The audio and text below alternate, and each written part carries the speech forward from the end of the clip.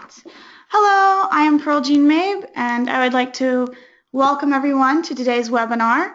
Webinars are brought to you as a membership benefit of Heritage Ohio. Heritage Ohio's mission is to help people to save the places that matter, build community, and live better.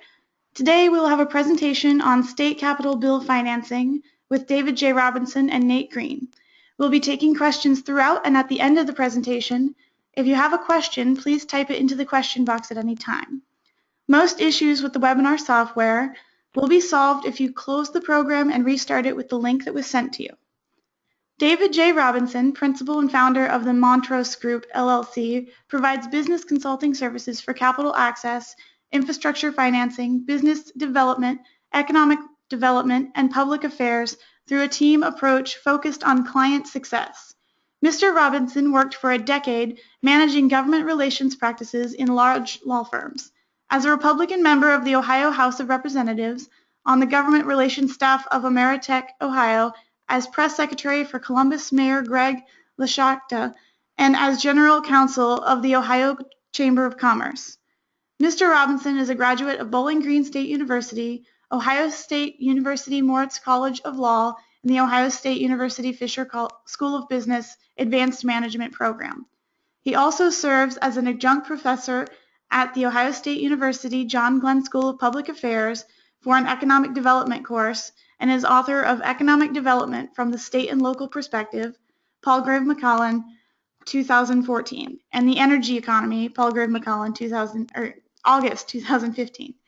Nate Green is the Director of Economic Development of the Montrose Group, LLC, and provides economic development services, site selection, economic incentive, financial advisory, infrastructure finance, and association services to communities, companies, developers, organizations, and associates. Prior to joining the Montrose Group, LLC, Mr. Green was vice president public finance for Piper Jaffray, was a manager at JobsOhio, where he implemented and oversaw the JobsOhio network and large projects across Ohio, served as director of the Strategic Business Investment Division at the Ohio Department of Development, where he oversaw the offices of business development, grants and tax incentives, financial incentives, and loans and servicing. Mr. Green also served as Economic Development Director for the Pickaway Progress Partnership and Economic Development Corporation for Pickaway County, served as Corporate Finance Manager at the Cleveland-Cuyahoga County Port Authority, and began his career with Ohio Department of Development. With that, I will hand this over to David and Nate. Great. Well, we're certainly excited to be presenting for Heritage Ohio, and I appreciate the opportunity. I know it's a very important group in the state, and they do a lot of great work, and we're just proud to be part of their efforts. So we are going to have a real good discussion this morning about project financing as it really relates to the state of Ohio capital bill. We've got a number of slides and some good information, but again, we do really want to encourage you that if you have questions to make sure to write them out and let us know, and we will review the question and the answers with the entire group. Today we're going to talk about a couple key topics. We'll give you the real brief commercial on who the Montrose Group is. We'll talk about project financing in general. Then we will dig into the details of the state of Ohio capital bill from a partnership approach with the state agency or university, as well as with a community project approach, which community project is probably what most folks are here to discuss. We have again, just to give you a little bit of background on the Montrose Group, we've got we're a Columbus, Ohio based consulting firm. We provide lobbying and public policy consulting services, as well as a lot of economic development work. We've been engaged in the state capital bill process for a long time. I actually had to think about it, and we've worked on 11 capital bills, so it's been something that we have been very active with over a number of years, and negotiated over $1 billion in public funding for either public or private sector organizations related to economic development projects. that's me. I started the firm about 7 years ago and have really had about a 20-year plus career in government relations and in economic development. It was at big law firms. I served in the Ohio House, worked at Ameritech, worked for the mayor of Columbus, and was started out as general counsel at the Ohio Chamber. Nate, you want to give your bio? So that is me. There's my picture. But I am the Director of Economic Development here at the Montrose Group. I've spent the last 16 years in economic development, mostly in the public sector. I had a couple different stints at the state of Ohio. I worked for the Ohio Department of Development early in my career. Left there, worked for the Cleveland-Cuyahoga County Port Authority, doing project finance and only project finance for a couple years. And then I went to the local level, and I spent a few years as the Director of Development in Pickaway County with the Pickaway Progress Partnership. Went back to the state in 2011 when Governor Kasich was elected, and worked at the Ohio Department of Development, and then helped to start JobsOhio. And then before joining the Montrose Group, I spent some time in investment banking, doing finance as well with a firm called Piper Jaffray. So, so what we're going to talk about, as Dave said, the first thing that we really just wanted to set up was project financing in general, and how things work, how you make projects work, how you finance projects. So we're going to kind of go through different levels, and then Dave will really delve into the state capital bill. But the first thing I want to talk about is just really project financing and things go into it. Obviously, the first thing to understand is the cost centers. What do we need to finance? What do we need to fund? The second thing is, as we all know in today's environment, we can't just go to one source anymore to fund things. We have to go to multiple sources, so we have to figure out where we're going to get our funding sources from, both public and private. And then really, there's a big piece about just assembling a team, both on the local level and the regional level, with government officials, with economic development officials. And then you got to bring in a team of attorneys, consultants, bankers to really figure out the other pieces as well, and how you make them work.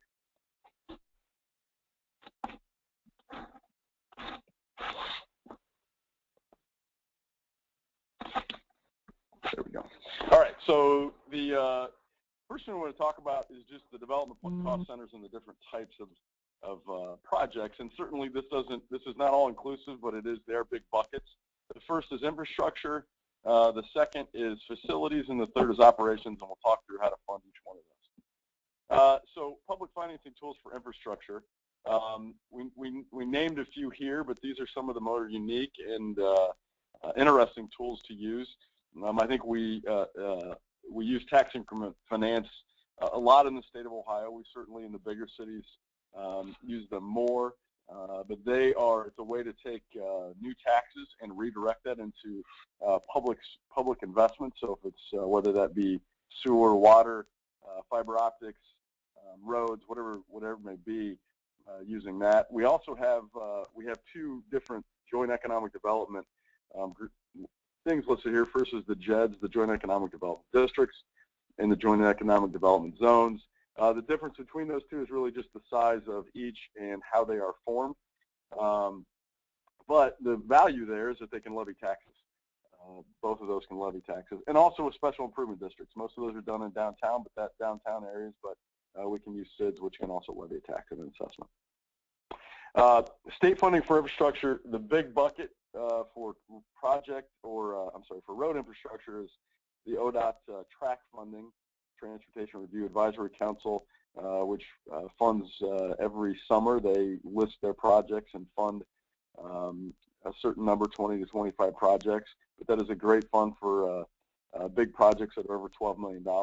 And then there's the Ohio Public Works Commission that continues to fund local projects, road work, sewer and water projects. But it's a good, they go through their through their local district integrating councils to get that funding.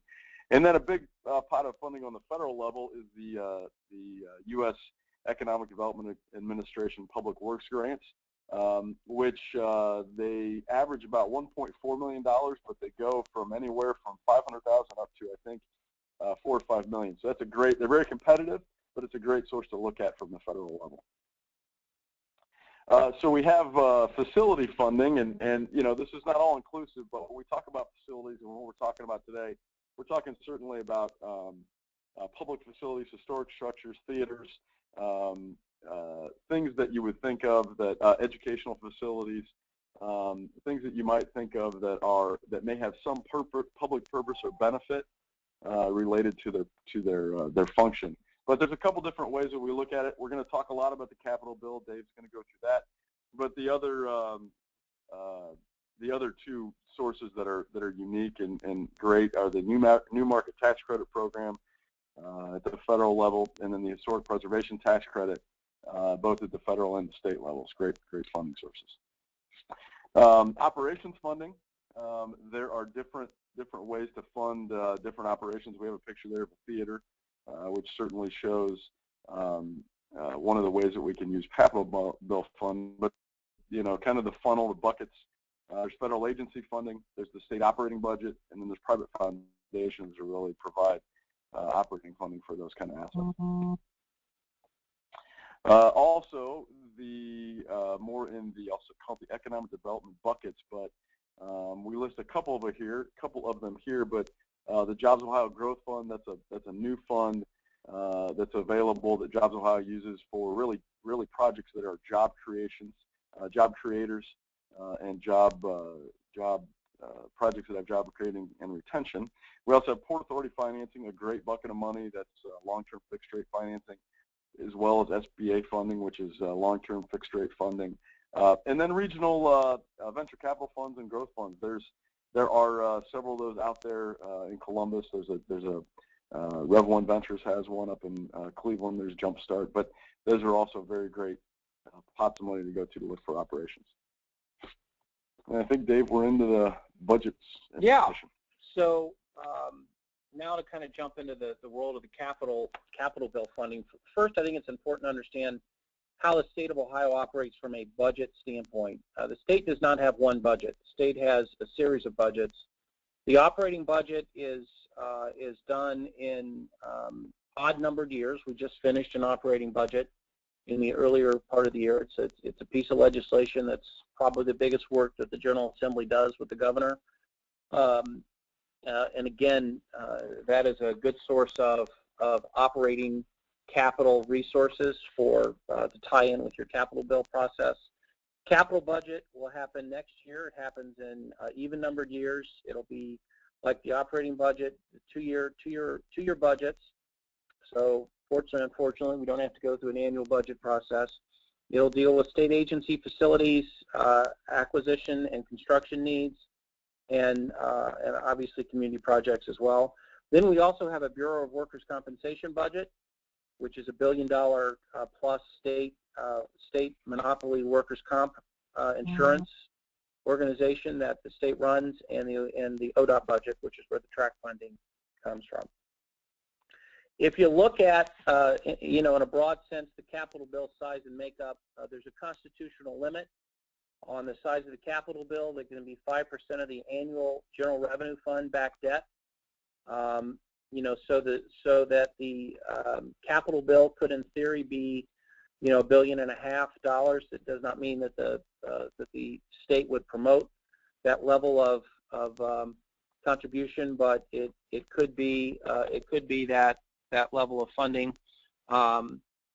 You know, and again, if you look at the one of the more recent capital bills, you had about the majority of the money going to K through 12 schools. Higher ed was second. In this case, they put the Public Works Commission funding in there, as well as state administrative agencies. So the key thing to remember here is you've got the, of course, the famous "I'm just a bill" cartoon on the right. That this is an actual act of the General Assembly. It's a bill. It's a piece of legislation. To put it in perspective, this kind of gives you the view of what the capital bill has done in the past. You'll see one year that is not included for the capital bill. That's because when we hit the financial services crisis, the state budget was so bad, they simply decided not to do a capital bill. So they The state could technically run without doing a capital bill. They don't like to do that, but it clearly is something that that they could do. So that kind of gives you perspective on what the overall 2-year capital bill could be, and it's the most recent one was under $2.5 billion for the 2-year bill. Again, this is just another chart that illustrates the breakdown from the last capital bill. K through 12 is the biggest spender. Higher ed is there, public works is there, and the state agencies are listed. There's always a lot of questions about how much money does higher ed get. This kind of shows you the chart. The reality is, since the DeRolf decision, the school funding lawsuit decision, K through 12 has received a substantial larger pot of funding through the capital bill than the higher ed community does, and it's which has pushed the higher education institutions in the state to bond their own debt to deal with their own financing issues. Well, let's talk about building that capital bill partnership, because I'm sure that's what most of you on the webinar today want to hear about. First thing we have is higher education partnerships, and we're going to talk about community projects for both arts or economic development. Not a lot of folks think about this. Most folks, when they think capital bill, they're just going to run right to the economic development pot of money or right to the arts pot of money for a community project. But we always encourage clients to think about, especially in the higher education marketplace, is there a higher education partner that they can build at a 4-year university or a 2-year community college that they can build a regional initiative with? And these could come into larger technology-based economic development efforts that might be, centered on one of the STEM professions, the science, technology, engineering, or math initiative. That's kind of the key to building a successful tech-based effort. It could be a broader public-private partnership, again, most often built around the technology effort. And then probably the biggest one that's out there right now is building workforce initiatives through the use of the capital bill. That really is a result of the struggles that all employers in all parts of the U.S. are facing because of the demographic challenges. The baby boomers are a large bubble in population, which gives us a large pool of workers, and the reality is they're retiring. And as they retire, it has been a struggle to replace them with the same level of skilled workforce that they're currently out there. So you see a great list in the capital bill of a whole series of these workforce development training centers. So it's really a great opportunity. Just to dig a little deeper into some of these partnership opportunities, you've got a tech commercialization effort with NeoMed, which is of course a great higher ed institution geared towards producing doctors up in Northeast Ohio. They built NeoMed Ready Zone. It's a tech commercialization center that's targeted towards early stage biomed companies, comparative medicine unit, faculty mentorships, regional partnerships. It's really a strong tech-based economic development center that is tied directly to the university effort, and I think a great example for communities that are looking to build some sort of high-tech initiative that if they can find a university partner that wants to jump in with them, it's really, to me, a great model that you can look at to be engaged. On the other end of the spectrum, again, you would have to not own a newspaper to see the tremendous growth that's been out there in the shale industry area. Stark State has a great model for building a downtown Canton campus centered around a $10 million state grant to build a Stark State Energy Industry Training Center. They've also, again, this is a great example of what Nate talked about and looking for different funding sources to kind of build up both the capital and the operations aspect of it. They received a very large grant from the Department of Labor, a big grant from the Timken Foundation, again, bringing in the corporate community to their effort. It's a training program for the oil and gas industry. And again, it's got a web-based application, but they've got 64,000 square foot downtown building that is up and operating, and to me is another great model, really built around the workforce issue. That if you're looking to do a workforce initiative, we think the Stark State Vote is a great model. So that's really the university partnership angle on this. Now let's dig into more of the details. Again, I would remind you, if you have questions, type them out. Again, we'd love to be able to answer any questions that that you may have. But we're going to jump into the world of the community projects right now. Really, the Kasich administration, and again, each administration likes to put their own spin on this, but the Kasich administration has utilized a system of supporting arts and economic development projects through the community projects pot of funding in the state capital bill. I would tell you that this is really not that different from what has been done in the past.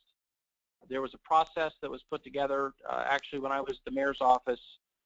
Speaker Joanne Davidson in the 1990s basically started making the local community set their own priorities before they came to the General Assembly to request community project funding. So it's been kind of a tried and true local process that has been put together, and I think worked very successfully. In general, we would estimate that it's going to be about $100 million worth of funding. And again, a lot of our discussions are going to be based upon what happened the last time, and we'll delve into that a little bit more later. But this is kind of a 10,000-foot view. There are opportunities for projects all over the state to get funding with the community project earmark. Just to give you some perspective, I went back and looked through the last capital bill, the 2015-2016 capital bill, and there were over 300 earmarks that were tied to community projects in the last capital bill. So it's projects in the urban centers, it's projects in the rural centers. That also, you should also be thinking about the math of that. That also tells you that you're not going to get $25 million in a federal budget earmark. I'm sorry, in a state capital bill. Oh, I miss federal budget earmarks. They're just so remarkable. But so the grants are going to range. There will be $1 million grants. There will be $75,000 grants. It'll be a little bit of everything in between. The types of programs the types of projects that have been funded in the past center on arts projects, cultural projects, historical, theater, sports stadiums. The actual impetus, the actual start for community projects got to start with the Gateway Project in Cleveland for state funding to help build the baseball stadium and the sports arena. So I guess there'd be no place to watch LeBron play. There'd be nothing. That's right. That's right. You wouldn't have the queue if it weren't for that. Yeah, that's right. Yeah. I'm old school. I still call it the Gund. Yeah. But you still call it the Jake. Too. I do call it the Jake. I'm old school. But it's got to start in sports stadiums. But it's kind of sprawled out into arts, cultural, historical, theater. You've got workforce. You've got technology. You've got fiber rings. You got parks, you got swimming pools, you got research and development centers, you got museums, you got sculptures, zoos, community centers, trails, and presidential centers. It's really kind of a wide swath of different projects that are funded. I would tell you that if you want highway money, there's other sources of funding to get that done that Nate's reviewed. I never recommend you try and get highway funding through the state capital bill because they just have not done that. And I think they're afraid of the slippery slope that once they start it, they'll never get back. We had a question that ties into the next bullet point, which was how much influence do your local state reps and state senators have in this. Capital bill, again, I kind of slipped with federal budget earmarks, much like the federal budget earmark process, is really, as I would describe it, kind of a three-part process. You need to rally as much local support as you can from local business, community, local elected officials from a political standpoint to support your project. Then you've got to really sell the state legislators on it in your area.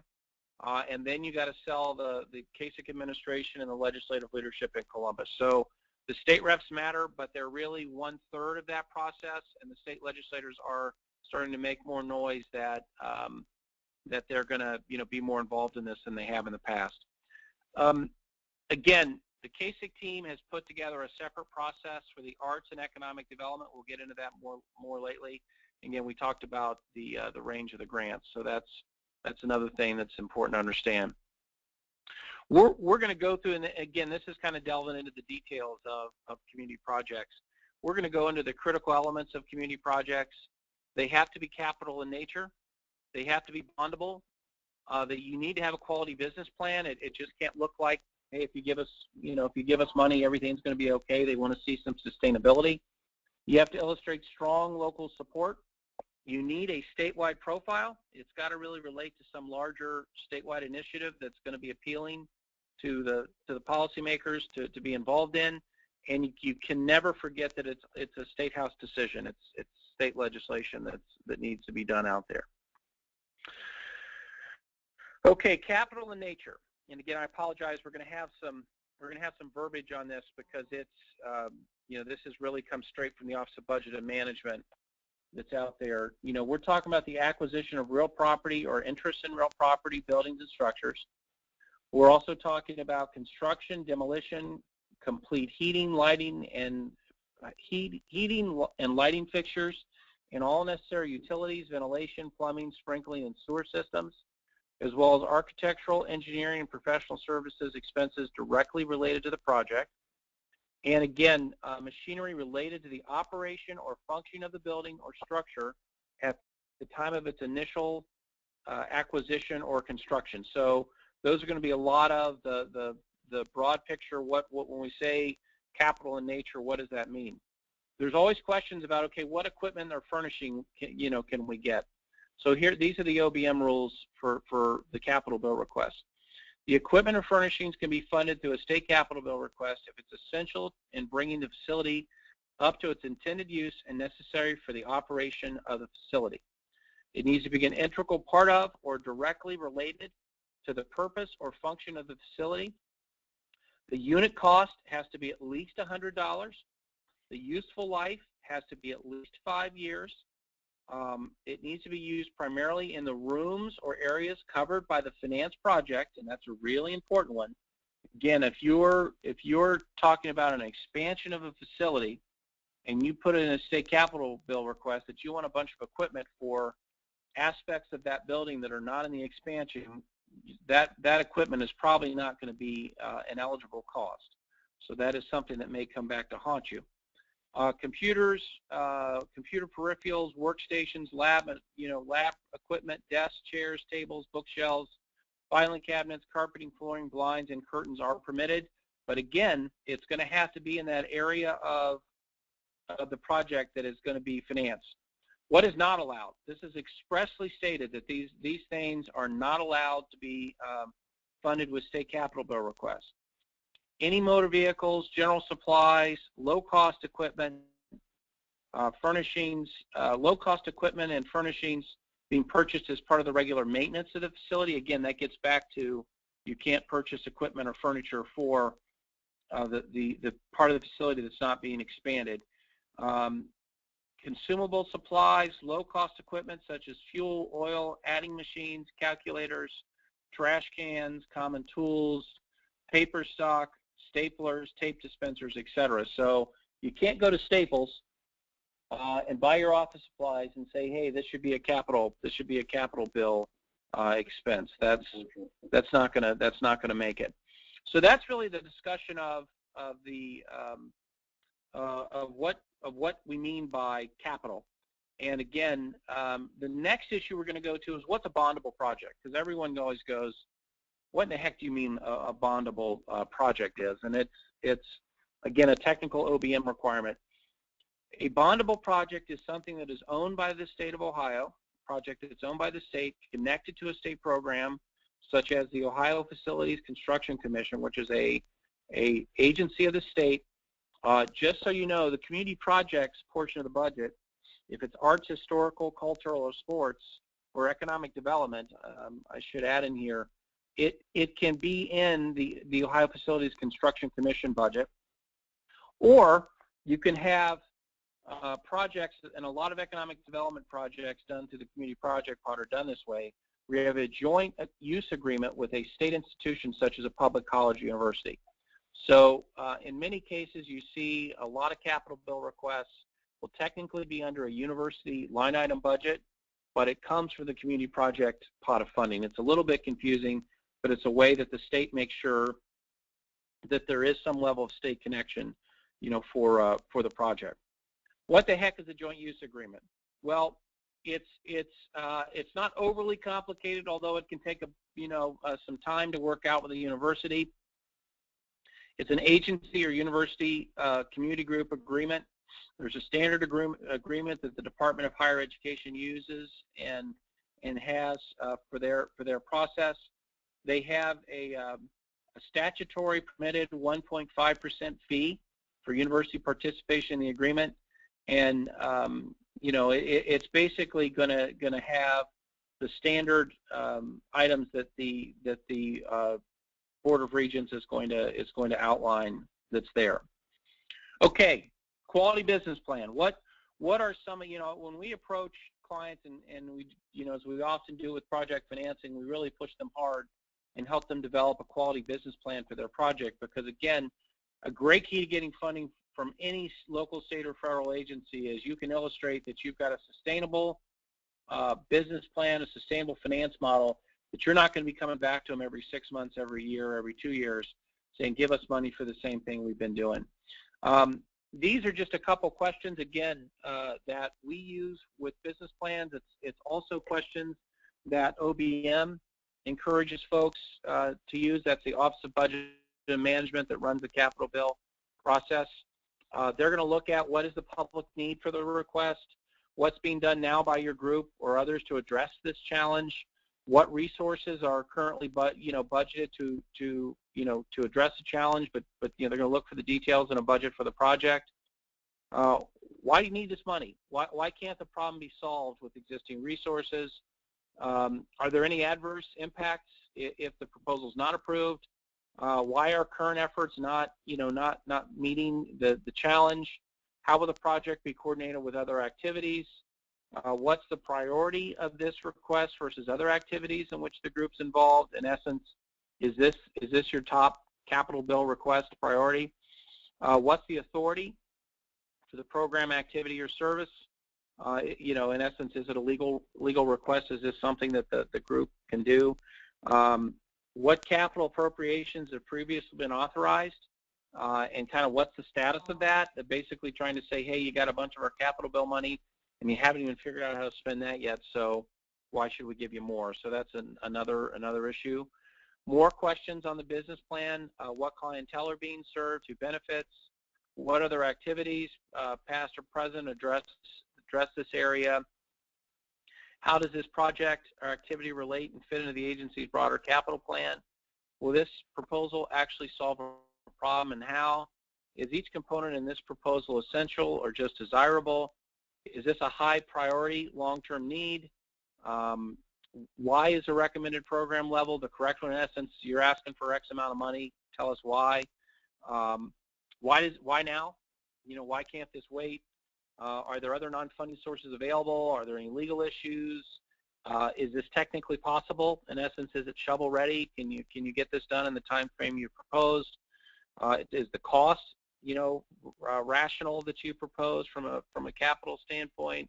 Will the proposal result in efficiency or savings? And again, what are the adverse actions that will result if you don't get the funding? So those are really kind of the basic elements of the business plan.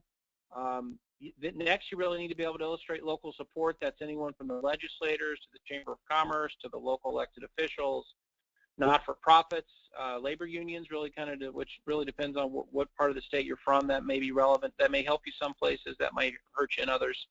So, but you've got to illustrate strong local support for the funding request. Statewide profile, this really comes down to being able to say, look, this is about job creation. It's supporting the high-wage job industries, targeted industries that Jobs Ohio focuses on. It's about workforce development. Whatever big public policy hook you can find, you need to tie it in some way. Again, for a lot of groups that are arts related, there's a lot of great data out there that we help clients kind of capture that talks about the economic impact of the arts and how that really plays a big role in regional economies in both urban and rural markets. What's the process? We take clients through this 5-step process of defining the project, working the local ranking process, gaining local legislator sponsorship, getting the support of the administration, and then working with the legislative leadership. Again, the project definition that we work with includes the development of a 1-page policy brief, and then also creating a white paper that outlines the project in more detail, that really fleshes out the business plan and illustrates a high level of competency that we have for the project. And again, we think if you have a strong basis in the project definition, it really negates any of the negatives that can come up from a political standpoint. Building that local support, and again, this is something that fortunately that both Nate and I have, because we've been doing this a while. We have relationships with the economic development organizations and the arts organizations all over the state that we not only can help write that business plan, but we can help get you positioned with the local business community to say, look, this is really an important project as it relates to economic development. And again, I think it gives us really a competitive advantage when it comes to doing that. That local process will say, hey, who are your partners? Who's on board with supporting this? Tell us about the project. Is it capital in nature? Is it bondable? Developing the actual application, writing the white paper, and in many cases, depends upon the local group. Some groups don't have a presentation, but we also help do the presentation. Local legislator support, these are just a couple pictures. The page wasn't big enough for 132 legislators, but this is really relationship-based lobbying that you need to focus on. You've got, again, they're going to ask the same questions. They want a project that's going to work, but this is where you get into more of the old-fashioned lobbying, I guess, that if you've done your homework, if you've got a solid project that meets the minimum qualifications and exceeds them, if you've lined up the local economic development leaders, the statewide art leaders, it's a process that you can gain the support. Now, once you get that done, your battle's about half over, because you got to convince the Kasich administration. Obviously, the governor's picture's up there. Wayne Strubel's picture's up there. Is the governor's chief of staff. Tim Keene's picture's up there, who's the governor's director of Office of Budget and Management. You've got to convince the administration that you've got a qualifying project that's capital in nature, that's bondable, that meets this broader economic development goal, that's got the local support, and is something that they want to have their name associated with. When you've got a governor that's running for president, you really got to have a solid project. And again, I think the local legislators are making a lot of noise that they're going to have a larger role in what gets funded and what doesn't. And I think that will be fine as long as those local projects don't look like a bridge to nowhere.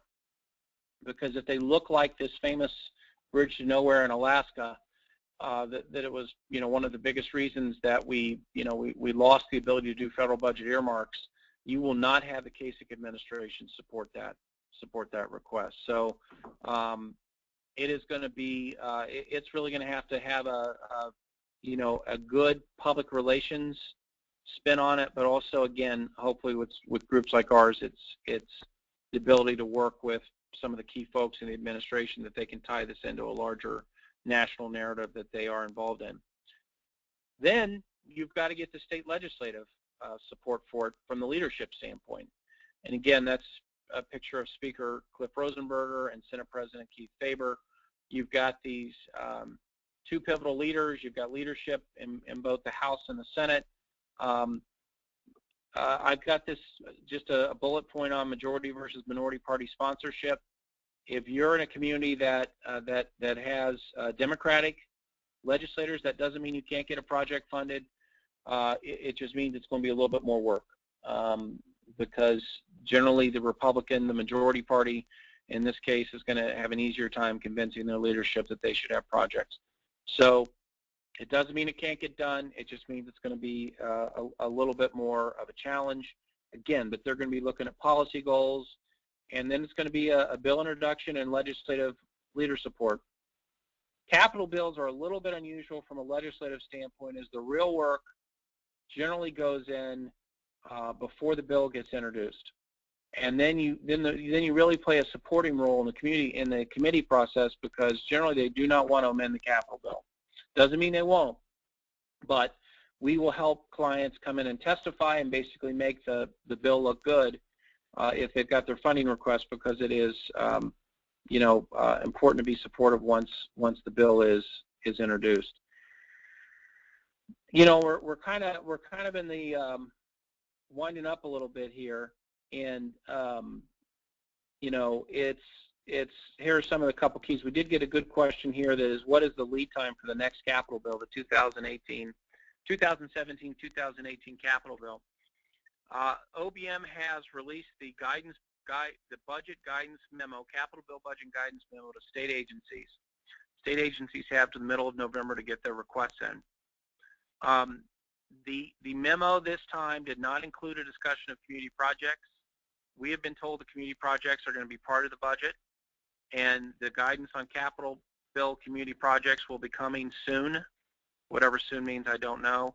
I've talked to the staff in the governor's office, and I've also talked to the staff of Office of Budget and Management, and the latest I'm hearing is that the passage of the capital bill will come after the March primary, which means that the process to put together the capital bill will be starting very soon. I think it will now is really the time to get organized if you want to do a capital bill request, because I would anticipate a local process that happens in the fourth quarter and the start of the first quarter of next year. So really, the timing's perfect to be thinking about it. So that's kind of the latest that we have that we've picked up from a process timing standpoint. And again, that's a great question. So if there's any other questions, don't hesitate to ask them. The webinar will also be archived and available with the Heritage Ohio folks. So if you missed something, that it's being recorded, and you can obviously get a copy of that.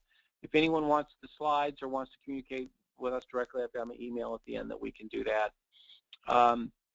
Well, big picture? What are the 10 keys? What everyone's like, wow. Tell us, give us the Cliff Notes version of what we really have to do to be successful. Number one is to develop a project that is capital in nature and bondable.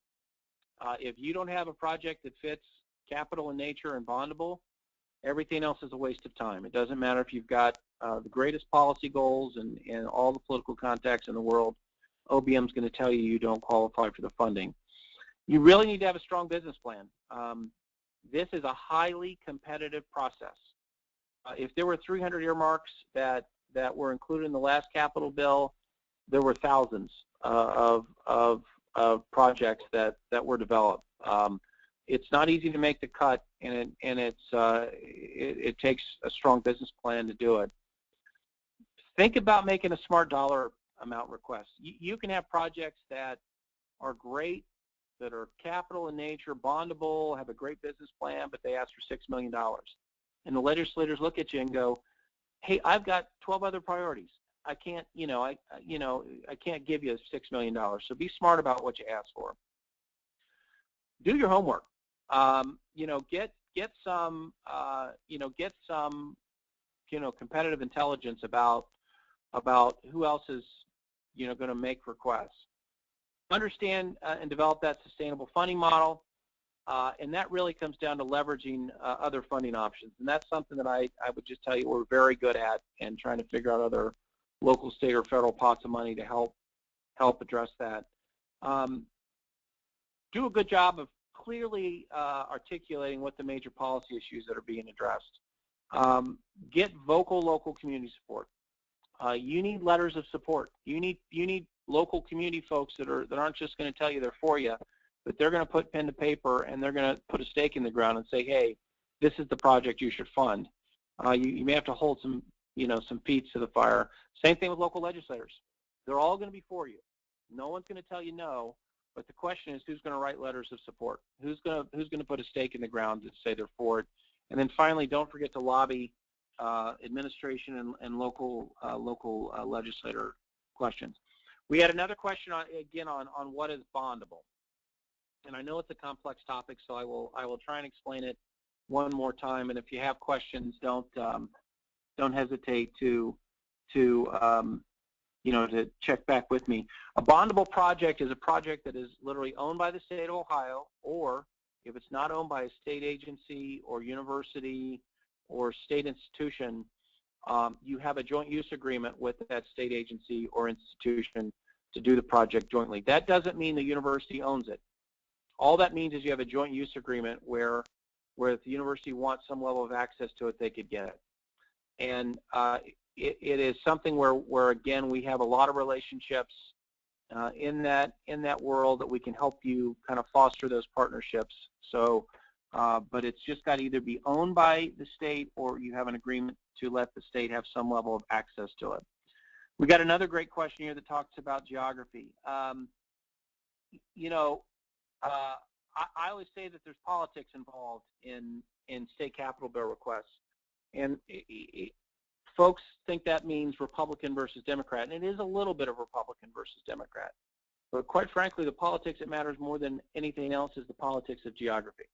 It might be region of the state. It might be a question of, okay, how much money do the 3 Cs get compared to what rural Ohio gets or Toledo gets or Dayton gets. It might be a rural versus urban. It might be an urban versus suburban. So you always have to be sensitive to the political geography. And I'll tell you, it also matters if you have legislative leaders from your community. If you have a senior legislative leader that's got a big committee position or a big leadership position, you should absolutely be focused on these projects, because that can really help you get issues funded. So that really kind of concludes our presentation. We want to thank everyone for being involved. That's my email, that if you have any questions, please don't hesitate to contact us. That's my email. Nate's email is easy too. It's just ngreen at Montrose Group LLC.com. And it's just great opportunity. Oh gosh, we had a couple other good. The questions are flowing, so I don't want to leave without addressing the questions. So the question is, if you receive funding in one capital bill, does it hurt you the next time? I don't think it necessarily hurts you if you have a new quality project. I'm not sure I would go in for the exact same project. I would try and be creative with what you do, and I think at times it can help you, because if you've done it well, you've got a good track record that's out there. Let's see.